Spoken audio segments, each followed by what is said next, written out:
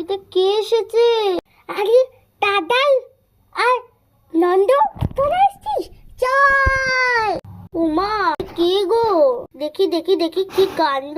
একা একা বাচ্চাগুলো। উমা, তোমরা একা একা এসছো কেন?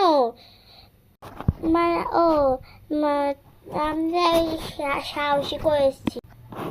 বাহ, খুব সুন্দর। আসো, চলো একটু খেতে দিই। চলো বন্ধু দাদা, আমরা একসাথে খেলবো, ঠিক আছে? হ্যাঁ ঠিক আছে। আমরা আমরা তো বোমা বাড়ি যাবো, আমরাও তোর সঙ্গে খেলবো। কারা গো? চেনো না? রাতুল আর পাল্টু। ও, ভুলে গেছিলাম গো তোমাদের। তোমরা এখানে এসছো বোমা বাড়িতে আমার আন্টির সঙ্গে দেখা করার জন্য। আসবে তাড়াতাড়ি, ঠিক আছে? আমরা আমরা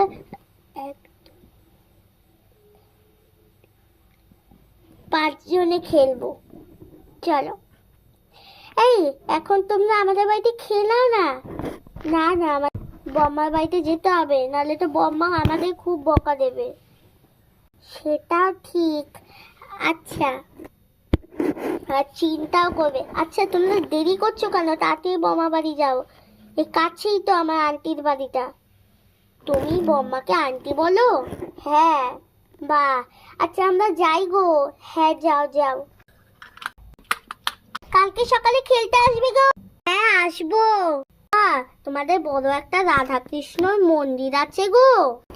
ও দিদিয়া, দিদিয়া, ও দিদিয়া। হ্যাঁ, কি হয়েছে সোনা?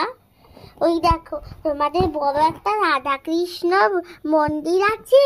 হ্যাঁ তো, পূজা করি। আচ্ছা, এখন খেতে আসো। খিচুড়ি আর আলু ভাজা করেছি, এই বৃষ্টির মধ্যে ভালো লাগে তো শুনলাম। চলো, ব্যাগগুলো রেখে দাও গো, ব্যথা হবে তো। নাও, আমি রেখে দিচ্ছি। হ্যাঁ দিদিয়া, ছোটবেলার কথা মনে পড়ছে গো। কিসের কথা? সেই ছোট্টবেলায় মায়ের 4টে বাচ্চা হয়েছিল। সেটা হলো সবার থেকে তুই বড়, তারপরে আমার দিদি, তারপর দাদা আর আমি। সেই বিয়ে করার পরেই আর ভাল লাগে না মনটা। আচ্ছা, ওইসব ছাড়, চল এখন খাবি। হ্যাঁ চলো। ভাতটা খেতে কিন্তু অসাধারণ। জলটা একটু খেয়ে নি। তাই বলতে কি হেভি হয়েছে। জলটা খেয়ে নি, এখন একটু ভাতটা খেয়ে। দিদিয়া, হেভি হয়েছে। এটা তুমি রান্না করেছো? হ্যাঁ, হেভি হয়েছে। বাহ।